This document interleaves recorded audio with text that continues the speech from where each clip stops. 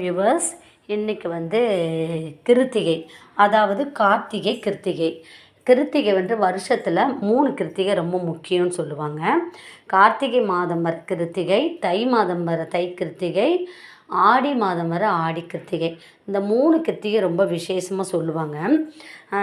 அந்த டைமில் வந்து கண்டிப்பாக கோவிலுக்கு போயிட்டு விரதம் இருந்தால், முருகருக்கு விரதம் இருந்து சாமி கோயிலுக்கு போயிட்டு வந்தால் ரொம்ப நல்லது சொல்லுவாங்க. அதனால் நாங்கள் வந்து இன்றைக்கி காலையிலேயே கோயிலுக்கெலாம் போயிட்டு வந்துட்டோம். அப்போ வந்து இன்றைக்கி வந்து நான் எல்லா வேலைகளும் முடிச்சிட்டேன், மொரலஸ் முடிச்சிட்டேன். ஆனால் வந்து இப்போ கிச்சன் மட்டும் நான் க்ளீன் பண்ணணும். கிச்சன் எப்படி க்ளீன் பண்ணணும் அப்படின்றதையும், அதுக்கு அடுத்தது நான் கீரை குழம்பு எப்படி வைக்க போகிறேன்றதையும் வீடியோவில் போடுறேன். இப்போ வந்து இந்த மாதிரி கிச்சன் இருக்குது. இப்போ நான் மளிகை ஜாமானெல்லாம் முதல்ல எடுத்து கொட்டிக்க போகிறேன். மளிகை ஜாமான் வாங்கிட்டு வந்திருக்கேன். இதை வந்து முதல்ல எடுத்து நான் அந்த கண்டெய்னர் பாக்ஸில் கொட்டிக்க போகிறேன். அடுத்தது பெரிய பெரிய அதில் அரிசி பாத்திரம், அரிசி போட்டு வச்சுக்கிற பாத்திரம், இதெல்லாம் நான் வாஷ் பண்ணிவிட்டு அதுக்கப்புறமா தான் குழம்பு கீரை குழம்பு பண்ண போகிறேன். ஃபஸ்ட்டு இதை வாஷ் பண்ணிக்கலாம். இதை வந்து க்ளீன் பண்ணிக்க போகிறேன் கிச்சனை. நான் வந்து டிவி பார்த்துக்கிட்டே தான், பாட்டு கேட்டுட்டு அப்படிலாம் பழைய படம் பார்த்துட்டு தான் வேலை செய்வேன். இப்போ 1 மாதத்துக்கு மொத்தமாக மளிகை ஜாமான் வாங்கி போட்டுக்கிறவங்க கண்டிப்பாக அதை வந்து அதுக்குரிய பாக்ஸில் போட்டு வைக்கணும். அதை வந்து அப்படியே பேக்கோடையே வச்சிடக்கூடாது. அப்போ வந்து அந்தந்த இடத்துல எடுத்து வச்சிடணும். அப்படின்னும்போது அந்த பொருள் வந்து பாதுகாப்பாக இருக்கும், நல்லாயிருக்கும், கெடாமல் இருக்கும். அதனால் நான் வந்து என்ன பண்ணிக்க போகிறேன்னா, இப்போ இந்த மளிகை ஜாமானை வந்து அது இதில் கொட்டி வச்சுக்க போகிறேன். இப்போ அதுக்குரிய பாக்ஸ் இருக்குது. அதில் வந்து இப்போ இந்த மிளகா தான் இருக்குது. இந்த மிளகா டப்பாவில் வந்து க்ளீனாக தான் இருக்குது. இந்த மாதிரி வாஷ் பண்ணி தான் வச்சுருக்கேன், அழுக்கலாங்க. இப்போ நான் வந்து அந்த கொட்டிட்டு இந்த மாதிரி எல்லா பொருளையும் அதை இடத்துல கொட்டி வச்சுக்கணும். இப்போ இந்த காஞ்ச மிளகாவில் விதை இருக்குது பார்த்தீங்களா, இந்த அடியில் கொஞ்சம் விதை இருந்துச்சு. அதெல்லாம் எடுத்து ஒரு தொட்டியில் மண் போட்டு அதில் ஒரு விதையை போட்டுன்னு வச்சுக்கோங்களேன். இந்த மிளகா விதையெல்லாம் கண்டிப்பாக முளைக்கும். அதுக்கு ரொம்ப பெரிய இடம்லாம் தேவையில்லை. சும்மா கொஞ்சோண்டு இடம், ஒரு சின்ன நம்ம இந்த பக்கெட் இருக்கும் பார்த்தீங்களா, பெயிண்ட் பக்கெட்டோ இல்லை வேஸ்ட் உடஞ்ச பக்கெட்டு எது இருந்தாலும் அதில் 2 விதை 3 விதையை தூவி விடுங்க. ஒரு 2 மிளகா செடி வந்தால் கூட பச்சை மிளகா நமக்கு நிறையா வந்துடும். அதுக்கு இடமோ பராமரிப்போ தேவையில்லை. இந்த பூச்சி அரிக்காமல் மாடு சாப்பிடாமல் பார்த்துக்கிடணும். நமக்கு எங்கே கொஞ்சம் வெயில் வருதோ அந்த இடத்துல வச்சுருங்க. மண் எப்படியும் கிடைக்கும். அப்படி மண் கிடைக்காத பட்சத்தில் நர்சரியில் கூட வாங்கிட்டு வந்துக்கலாம். மண் 100 ரூபாய்க்குலாம் தருவாங்க. அந்த மாதிரி நம்ம மண் வாங்கிட்டு வந்து அந்த பச்சை மிளகா, தக்காளி இதெல்லாம் போட்டுட்டோன்னு வச்சுக்கோங்களேன், அது வந்து ஈஸியாக வளரக்கூடியது. அதுக்கு வந்து நம்ம மருந்துலாம் பூச்சி அரிக்காமல் இருக்கிறதுக்கு இந்த இது இருக்குது. இந்த சோப், இந்த அரிசி கழுவுன தண்ணியெலாம் இருக்கும் பார்த்தீங்களா, அரிசி கழுவுன தண்ணியில் வெங்காயம், முட்டை இதெல்லாம் போட்டு ஊற வச்சுட்டு அந்த தண்ணியை தெளிக்கலாம். அடுத்தது வந்து இந்த வேப்ப எண்ணெய் இருக்குது பார்த்தீங்களா, அந்த வேப்ப எண்ணெயை ஒரு ஸ்பூன் எடுத்திங்கன்னா அதுக்கு ஃபுல்லாக 1 கிளாஸ் தண்ணி ஆட் பண்ணி அதை வந்து அந்த அரிசி கழுவுன தண்ணியோட கூட ஆட் பண்ணி அந்த வேப்ப எண்ணெயெல்லாம் தெளிக்கலாம். அந்த மாதிரி பண்ணும்போது செடி நல்லா வரும். அடுத்தது கத்திரிக்காய் வந்து ஒரு விதை வாங்கிட்டு வந்து சும்மா கொஞ்சம் ஒரு தொட்டியில் போட்டு அது வந்த உடனே அதை பிடுங்கி வேறு இடத்துல நடணும். கத்திரிக்காய் மட்டும் பிடுங்கி நடணும் வேறு இடத்துல, அப்படியே வளராது. மற்ற செடிலாம் விதை போட்டாலே வளர்ந்துடும், அப்படியே விட்டுடலாம். கத்திரிக்காய் மட்டும் விதை போட்டுட்டு அந்த நாற்று வந்தவுடனே அந்த நாற்றை எடுத்து வேறு இடத்துல நட்டுட்டு கத்திரிக்காய் செடி வரும். அதுக்கும் இந்த மாதிரி நீங்கள் ஸ்ப்ரே பண்ணிங்கன்னா அரிசி கழுவுன தண்ணி ரொம்ப நல்லா தான் சொல்கிறேன். அரிசி கழுவுன தண்ணியை நம்ம போட்டுக்கலாம். இந்த மாதிரி இப்போ புளியெலாம் வந்து இது மாதிரி சில்லு டப்பாவில் வைக்கக்கூடாது. இதெல்லாம் வந்து இந்த பீங்காஞ்சாடியில் தான் வைக்கணும். என்கிட்ட பீங்காஞ்சாடி இல்லை, அது வந்து உப்பு போட வச்சுக்கிட்டேன். அதனால் இப்போதைக்கு இதில் போட்டு வச்சுருக்கேன். இப்போ பீங்காஞ்சாடி வாங்கிட்டு வந்தேன்னா அதில் போட்டுருவேன். இடம் நிறையா இருந்துச்சுன்னா அதில் நல்லா நம்ம செடி வைக்கலாம். இடம் இல்லாத பட்சத்தில் நம்ம குரோட்டன் செடிலாம் வைக்கிறத விட இந்த மாதிரி வீட்டுக்கு யூஸ்ஃபுல்லான செடியாக வைக்கலாம். இந்த வெந்தயக்கீரை இப்போ வெந்தயம் போடலாம். அதில் அந்த வெந்தயத்தில் கீரை வரும். அதை வந்து நம்ம சப்பாத்தி செய்யும்போது அந்த கீரையை வச்சுக்கிட்டோம்னா இந்த மாதிரி யூஸ்ஃபுல்லாக நம்ம வந்து செடிகளை வளர்க்கலாம். குரோட்டன் செடின்றது ஒரு அழகுக்கு அது வந்து பெரிய வீட்டில் வைப்பாங்க. ஆனால் நம்ம வந்து சாதாரணமாக இருக்க பட்சத்தில் இந்த மாதிரி யூஸ்ஃபுல்லாக செடிகளை வச்சு வளர்த்தா ரொம்ப நல்லது. அந்த மண்ணிலே தான் வெந்தயம் வெங்காயம் நட்டு வச்சா வெங்காயம் நிறையா வரும். சேப்பங்கிழங்கு நட்டு வச்சா வரும். அந்த மாதிரி நம்ம யூஸ்ஃபுல்லாக செய்யும்போது நம்மளுக்கு செடிங்க வீட்டில் கொஞ்சம் ஒரு 2 பச்சை மிளகா செடி வச்சாலுமே நிறைய காய் வருது. போதும், ஒரு ஃபேமிலிக்கு போதுங்கிற அளவுக்கு பச்சை மிளகா கிடைக்குது. மரங்கள் வளர்க்குறதுக்கு இடம் ரொம்ப தேவை. அதனால் மரங்கள்லாம் வளர்க்க முடியாது. இடம் ரொம்ப இருக்கிறவங்க மரம் வளர்த்துக்கிடலாம். நான் வந்து சின்ன சின்ன டிப்ஸு கொடுக்குறேன். அதாவது செடிக்கு நான் கொடுக்குறது வந்து டிப்ஸ். இது ஒரு சிலர் அவங்க செய்வாங்க, இந்த மாதிரி வீட்டில் யூஸ்ஃபுல்லாக செய்துப்பாங்க. உங்கள்கிட்ட பேசிக்கிட்டு என்னுடைய மளிகை ஜாமான்லாம் கரெக்டாக நான் கொட்டி வச்சுட்டேன். இந்த மாதிரி கொட்டி வைக்கும்போது நம்மளுக்கு இடம் வந்து மிச்சமாகும். இல்லைன்னா அது அங்கேயே கிடக்கு. அதனால் கொட்டி வச்சுட்டோன்னா நம்ம அந்த பொருள் அந்தந்த இடத்துல போய் சேர்ந்துடும். ஈரம் படாமல் பாதுகாக்கும். அந்த இடமும் நம்மளுக்கு க்ளீன் ஆகிடும். நம்ம மளிகை ஜாமான் வந்து அந்த போடுற டப்பா வந்து அப்பப்போ மொத்தமாக சேர்த்து வச்சு நம்மளால் கழுவ முடியாது. அதனால் இப்போ எனக்கு கடுகு டப்பா காலி ஆகிடுச்சுன்னு வச்சுக்கோங்களேன். அந்த கடுகு டப்பா உடனே அந்த பாத்திரம் டெய்லி பாத்திரம் கழுவும்போது அந்த கழுவுறதோடையே நான் வந்து போட்டுருவேன். அப்போ அந்த கடுகு டப்பா க்ளீன் ஆகிடும். அதனால தான் எனக்கு வந்து ஃபுல்லாக கழுவுற வேலை வரல. இல்லைன்னா எனக்கு ஃபுல்லாக கழுவி மாதிரி வரும். நான் அன்னநாடு ஒரு டப்பா எது காலியாகுதோ அதை வந்து கழுவி வச்சுருவேன். அப்போ எனக்கு வந்து அந்த மளிகை சாமான் போடுற டப்பாலாம் வந்து க்ளீனாகவே இருக்கும். மொத்தமாகலாம் நான் கழுவ தேவையில்லை. அடுத்தது வந்து பிளாஸ்டிக்கில் இந்த மாதிரி மளிகை ஜாமான்லாம் போட்டு வைக்கக்கூடாது சொல்லுவாங்க. ஆனால் நான் பிளாஸ்டிக் டப்பா தான் வச்சுருக்கேன். இதில் வைக்கணுமா, இந்த கண்ணாடியில் தான் வைக்கணும் அப்படி சொல்கிறாங்க. கண்ணாடி வச்சிடல நான். அதனால் இப்போதைக்கு நான் பிளாஸ்டிக் தான் வச்சுருக்கேன்.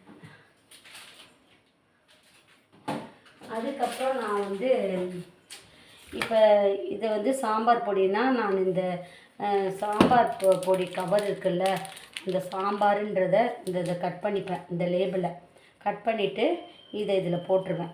அப்போ நம்மளுக்கு சாம்பார் பொடின்றது இந்த டப்பாவில் எழுதியிருக்கும்.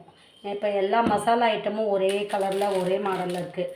அதனால் நான் வந்து எழுதி இந்த மேலே இருக்க லேபிளையே ஒட்டி வச்சுருவேன். இந்த மாதிரி அதை கட் பண்ணி அதிலே ஒட்டி வச்சுருவேன், உள்ளே போட்டு வச்சுருவேன். அப்போ நம்ம எடுக்கும்போது நமக்கு தெரியும் சாம்பார் பொடி, ரசப்பொடி, கரம் மசாலா பொடி, சிக்கன் 65 மசாலா பொடி, கரம் மசாலா பொடி எல்லாம் தனியாக தெரியும். இந்த மேலே இருக்க பேப்பரையே இந்த பேப்பரை கட் பண்ணி வச்சோன்னா சாம்பார் பொடி. இப்போ எனக்கு இந்த டப்பாவில் தெரிஞ்சு இந்த மேலேயே தெரிஞ்சுட்டுருங்க சாம்பார் பொடி. அதை வச்சு நான் கண்டுபிடிச்சி எடுத்துப்பேன். ஈஸியாக இருக்கும். இல்லைன்னா மாற்றி போட்டுருவோம். அடுத்தது வந்து இது வந்து டப்பாலாம் நான் கழுவி தான் வச்சுருக்கேன். காலியானோன்னா நான் கழுவிட்டேன். அப்படி எனக்கு ஈஸியாக இருக்குது. இப்போ வந்து பெப்பர் டப்பா இந்த மாதிரி போட்டு வச்சிட்டா நம்மளுக்கு மொத்தமாக வாங்கும்போது மளிகை ஜாமான் இப்போ நம்மளுக்கு நிறைய கிடைக்கும். நம்ம கொஞ்சம் கொஞ்சமாக வாங்கினா கம்மியாக கிடைக்கும். இப்போ இது வந்து நிறைய கிடைக்கும். அதுதான் நம்மளுக்கு பணத்தை மிச்சம் பண்ணுறதுக்குரிய வழி. நம்ம மொத்தமாக இது மாதிரி வாங்கிக்கும் போது நம்மளுக்கு வந்து பணம் மிச்சமாகும். பொருள் நிறைய வரும். மொத்தமாக வாங்கிக்கிட்டோன்னா கொஞ்சம் கொஞ்சமாக வாங்கும்போது பொருள் மிச்சமாகாது. அதனால நாங்கள் வந்து முடிஞ்ச அளவு வாங்கும்போது ஒன் டைம் வாங்கினாலும் கொஞ்சம் மொத்தமாக வாங்கி வச்சுக்கிறது. இதெல்லாம் வேலையும் மிச்சம், பணமும் நமக்கு மிச்சமாகும். இப்போ எல்லா பொருளையும் நடத்தி போட்டேன் கரெக்டாக. அதனால்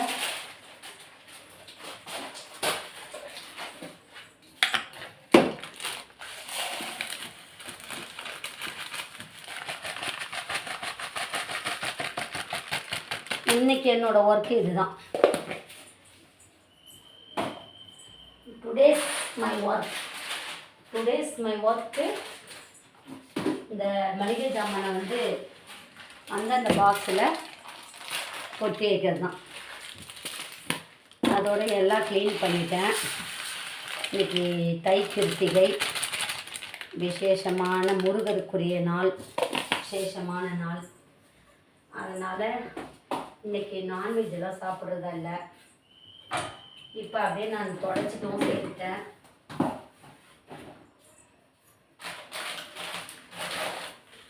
அடுத்தது மிளகாத்தூளெல்லாம் ஒரு டப்பாவில் போட்டு வச்சிட்டேன்னா சரியாயிடுச்சு. பிளாஸ்டிக் யூஸ் பண்ணக்கூடாதுன்றாங்க, என்ன பண்ணுறது, பிளாஸ்டிக் தான். இப்போ நம்ம அரிசிலாம் மொத்தமாக வாங்குவோம். அரிசியில் பூச்சி புழு வராமல் இருக்கிறதுக்கு கிராம்பு, பட்டை இந்த மாதிரி எல்லாம் போட்டு வச்சா, லவங்கெல்லாம் போட்டு வச்சா பூச்சி வராது. அதுக்கப்புறமா இந்த எறும்புலாம் வராமல் இருக்கிறதுக்கு கண்டிப்பாக அந்த வேப்பையை நல்லா லைட்டாக ஓரமாக தடவலான்னு சொல்லுவாங்க. அதுக்கப்புறமா பல்லி வராமல் இருக்கிறதுக்கு மயில் இறகு எங்கன்னா வச்சா பல்லி வீட்டுக்குள்ளேயே வராது அப்படின்னு சொல்லுவாங்க. சாஸ்திரப்படி பல்லி வீட்டில் இருந்தால் நல்லது சொல்கிறாங்க. பல்லி எப்படியா இருந்தாலும் வீட்டில் இருக்க தான் செய்யும். அதுக்கு நம்ம சாப்பாடு செய்தவொடனே பாத்திரத்தெல்லாம் அந்த சாப்பாட்டெல்லாம் மூடி வச்சா நல்லது.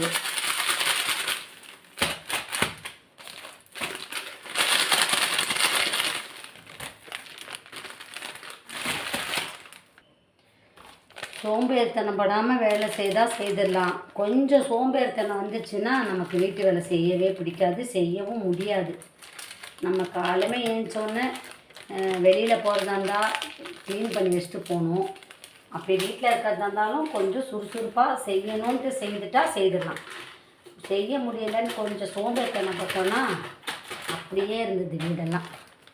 அதனால தான் நான் சோம்பேறித்தனம் படாமல் எல்லா வேலையும் முடிஞ்ச அளவு செய்கிறது. டிவி பார்த்துக்கிட்டு அது மாதிரி செய்து வச்சுறது. எப்படியா இருந்தாலும் நம்ம தான் செய்ய போகிறோம் நம்ம வேலையை, யாரும் வந்து செய்து தர மாட்டாங்க. அதனால் நான் செய்கிறது. இப்போ சோம்பேறித்தனப்பட்டால் அடுத்த வேலை கொஞ்சம் அதிகமாகிடும். ஒரு நாளைக்கு துணி துவைக்கும் போது 3 துணி இருக்கும். அதே அன்றைக்கி சோம்பேறித்தனப்பட்டால் மறுநாளைக்கு 6 துணியாக ஆகிடும். அதே 3 துணி இருக்கும்போது ஈஸியாக துவைச்சிருக்குல்ல. அந்த மாதிரி தான் நான் வேலைகளை வந்து செய்து முடிச்சிடுறது. அரிசி போட்டு வைக்கிற ட்ரம்மெல்லாம் கூட நல்லா கழுவி வெயிலில் காய வச்சுட்டு, ஈரம் இருக்கக்கூடாது, அப்புறம் அரிசி நமுத்து போயிடும். நல்லா வெயிலில் காய வச்சுட்டு அதுக்கப்புறமா தான் நம்ம அரிசியெல்லாம் அதில் போடணும்.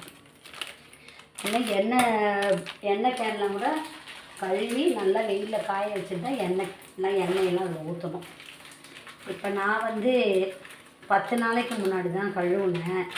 அதனால் இப்போ வாஷ் பண்ணுறேன். அதிலே ஃபுல்லாக எண்ணெயெல்லாம் ஊற்றி வச்சிட போகிறேன். ஊற்றும் போதே ஊற்றிடணும். இல்லைன்னா வெளியில் திடீர்னு அர்ஜென்ட்டாக போகிற டைமில் எண்ணெய் காலி ஆயிடுச்சுன்னா அதை அதில் ஊற்ற முடியாது. அதனால் இப்போ நான் மிளகாத்தூள்லாம் வச்சிட்டேன். மிளகாத்தூள் அரைப்பேன், டைம் செட் ஆகலை. அதனால் இப்போ ஆச்சி குளம் மிளகாத்தூள் தான் வாங்கி வச்சுருக்கேன். இப்போ எல்லாம் நான் அதில் கொட்டிட்டேன். இனிமேல் எண்ணெய் மட்டும் கேனில் ஊற்றிட்டேன்னா வேலை சரியாக போச்சு. கேனில் கழுவி சுத்தமாக தான் வச்சுருக்கேன். அதனால் இதை வந்து கழுவ வேண்டிய அவசியம் இல்லை. இப்போ எங்கள் அந்த இடம் பாருங்கள் நீட்டாகிடுச்சு. இதே நான் போட்டு வச்சுருந்தேன்னா அது அப்படியே கிடக்கும். கால்லெல்லாம் மிதி பட்டுட்டு ஈரம் பட்டுட்டு இடைஞ்சலாக இருக்கும் கிச்சனில். அதனால் நம்ம வந்து கையோடு முடிச்சிடணும். அப்போ வேலைகள் சுலபமாக ஆகிடும். ஒரு நீட்டாக இருக்கும் பார்க்க. எல்லா கவரில் இருக்க என்னால் நல்லா வடிட்டோம். அது முடிக்கிறதுக்குள்ளே இந்த பாத்திரத்தெல்லாம் கழுவிட்டு பெருக்கிடலாம். இப்போ வந்து நல்லா வடிட்டோன்ட்டு ஒரு சொட்டு இருந்தால் கூட அப்படியே வந்துடும். அதனால தான் நான் இப்படி வைக்கிறேன். ஃபுல்லாக வடிஞ்சிடும். எண்ணெய் வடிஞ்சிச்சுன்னா அது விழுந்துடும். இப்போ எண்ணெய்லாம் வடியறதுக்குள்ளே பாத்திரத்தை கழுவிட்டேன்னா இந்த இடம் க்ளீன் ஆகிடுச்சு.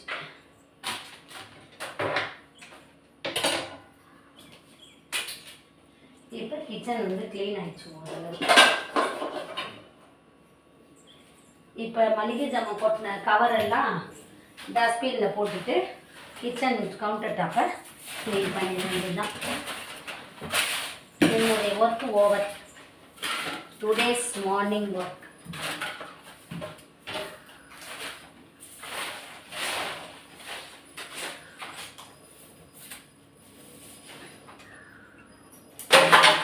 இந்த மாதிரி செய்யும்போது நம்மளுடைய வேலைகள் சுலபமாக இருக்கும், வீடும் க்ளீனாக இருக்கும். இப்போ இந்த குப்பையெல்லாம் எடுத்து டஸ்ட்பினில் போட்டு